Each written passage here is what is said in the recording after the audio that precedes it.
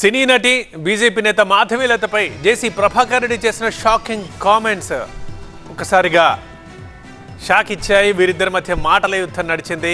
చివరికి ఆయన తప్పైందని క్షమాపణలు కోరారు. తాజాగా దీనిపై మళ్ళీ స్పందించారు మాధవీలత. ఒక ఎమోషనల్ పోస్ట్ పెట్టారు.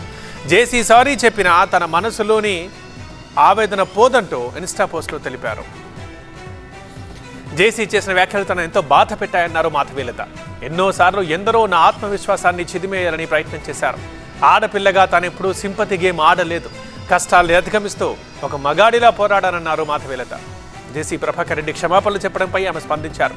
తిట్టి క్షమాపణలు చెబితే సరిపోతుందా అంటూ ప్రశ్నించారు.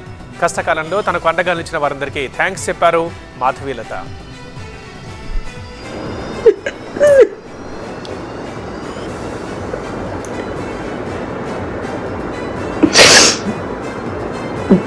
చాలా ట్రై చేశా, నార్మల్గా ఉందామని, కానీ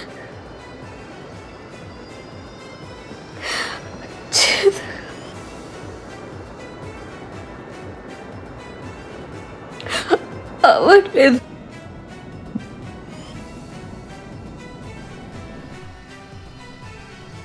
తాడిపత్రిలోని జేసీ పార్క్లో మహిళల కోసం స్పెషల్గా న్యూ ఇయర్ సెలబ్రేషన్స్ ఏర్పాటు చేశారు జేసీ. దీనిపైనే మాధవీలత స్పందించారు.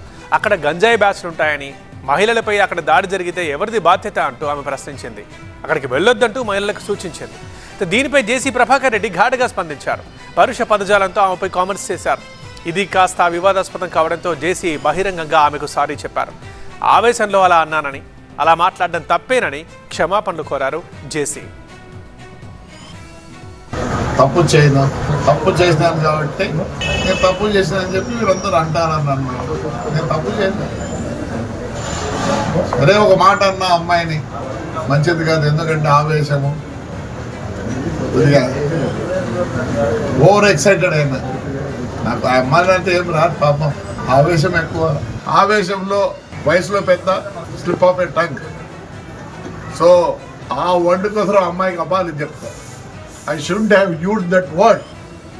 Yes.